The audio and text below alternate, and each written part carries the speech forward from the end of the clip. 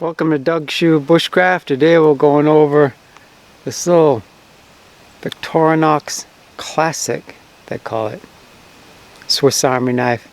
Actually, it's more like a little multi-tool, and it can be used to promote health and well-being, make you more comfortable, and I hope more happy. Life is good in the woods.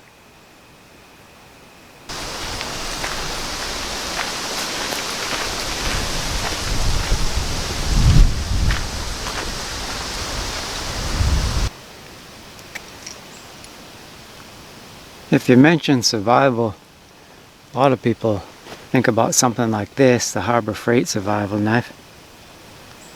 I've actually had the hollow-handled survival knives on the channel. It's a video, you can look it up. Perhaps there are better choices, like the Ontario Pilot survival knife. But recently, I showed this Victorinox Tinker model, and I even made the claim that that's the best knife for survival. My reasoning being that it's small and portable. You can get in the habit of carrying it every single day, and the knife that you actually have with you, well, that's the best. One that you leave at home, it's not going to do you any good. So now I have the gall to go over this tiny little thing. A lot of people might think that's ridiculous. How can that be good for survival? Look at that little blade. Well, you have more than a blade. It's more than a knife. It's a multi-tool. Of course, I'm not saying that you're going to cut down trees with this or use it to make a shelter or prepare firewood. I can baton with it if you want. I'm joking, guys. I'm joking. Alright, we're having some fun. Okay, what use is it really?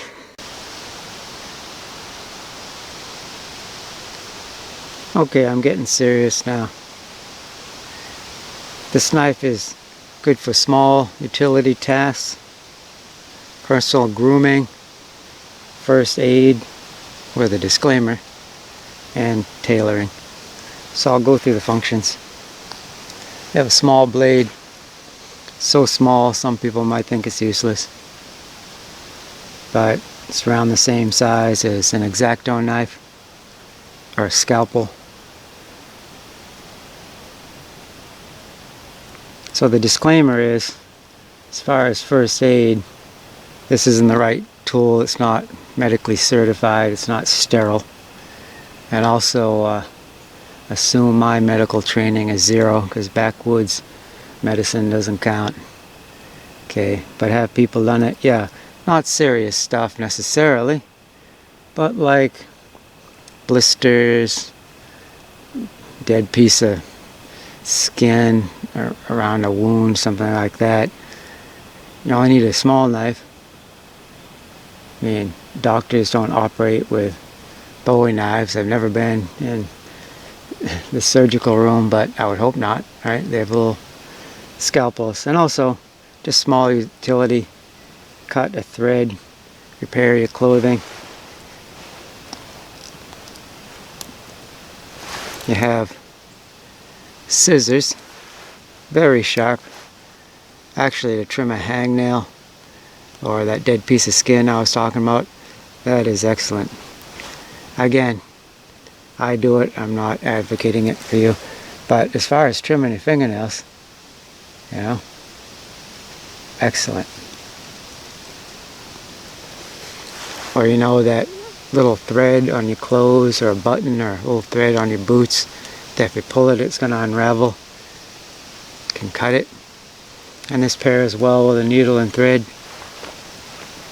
These are sharp, and if you're patient, they do quite a bit as far as tailoring or clothing repair. But usually for me, that's trim my fingernails. And then fingernail file. Obviously, you can also file other things within reason. That's more like an emery board. It's metal. I believe that's all the surface of the metal. However they craft that to be a file, I'm not sure. But it's not like the ridges on a metal file that you'd see, or a woodcraft file. Carpentry file, I mean. But still, it's got the utility as a file on whatever. Small screwdriver, delicate for carburetors, for electronics, something like that. Tweezers, pulling out splinters, a lot of other uses for small tweezers.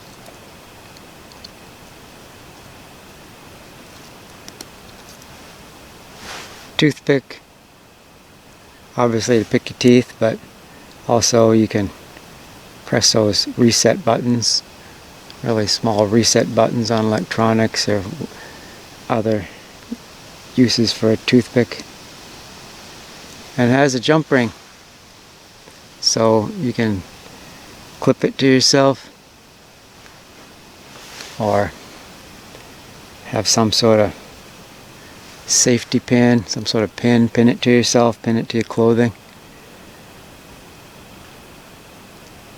I like a rugged pin, like if you go to the fabric store, it's called a blanket pin, or embarrassingly enough, a skirt pin, or sometimes they call it a kilt pin. But you know, I'm willing to go to a public place and buy a skirt pin if it keeps me alive.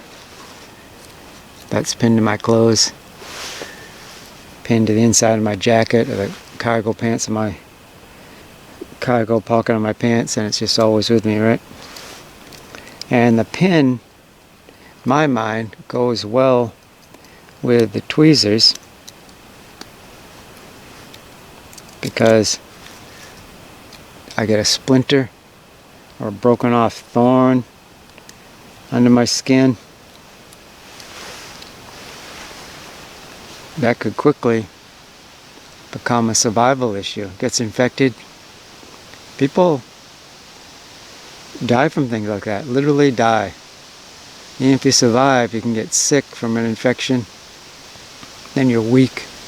It's harder to hike out of there if that's your plan, or it's harder to build a shelter and forage food if staying and waiting for rescue is your plan. So even if you don't outright die, the lack of personal grooming, the lack of first aid is just one more thing you have to deal with. So again, you say survival, a lot of people think about this. More often my mind is on something like this.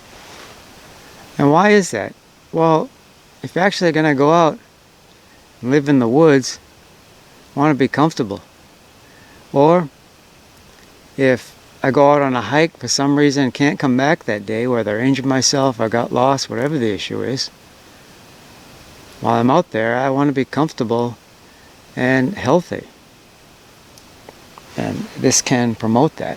It can promote your health, happiness, and just comfort. And for what it weighs, which is almost nothing, might as well have it with me. So we're actually going to go out in the woods, or going to sit in the armchair and think about it. And you know, I realize I put videos about survival and bushcraft on the internet. Not everyone can get out there as much as they'd like, or maybe they can't at all because of health issues, or just got to work so much for this season of life, and that's fine. You know, sit in your office cubicle and think about stabbing grizzly bears wherever you're doing. That's fine. You know, it's entertainment. But you know, I'm trying to also teach bushcraft, survival, entertain. Sure, it's all fun. I like gear, all kinds of gear. But what's practical? What you really gonna need? Well, I know me, I got a hangnail. If I didn't have something like this, I'd be trying to bite it off, right? I mean, what are you gonna do with the hangnail if it's big and catching on things. It's just going to be tearing more and more. It's uncomfortable, it's distracting, and it can get infected again.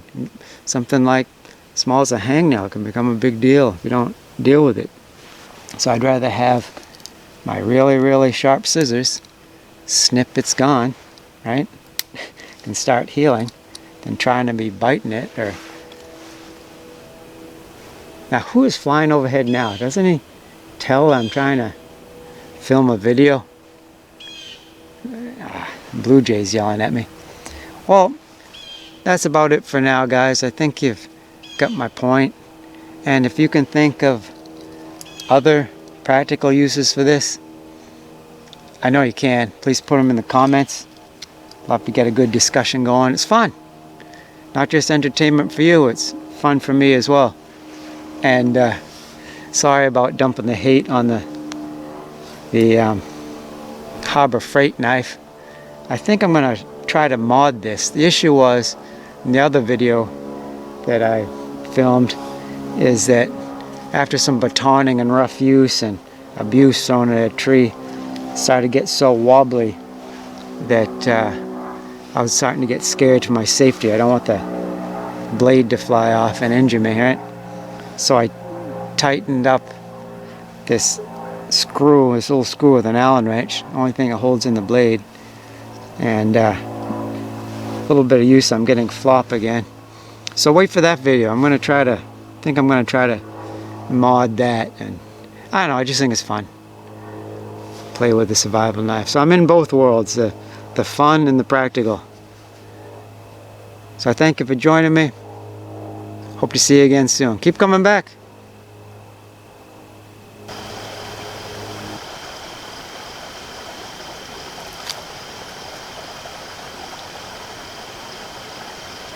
Whatever you do, do it all for the glory of God. 1 Corinthians 10:31.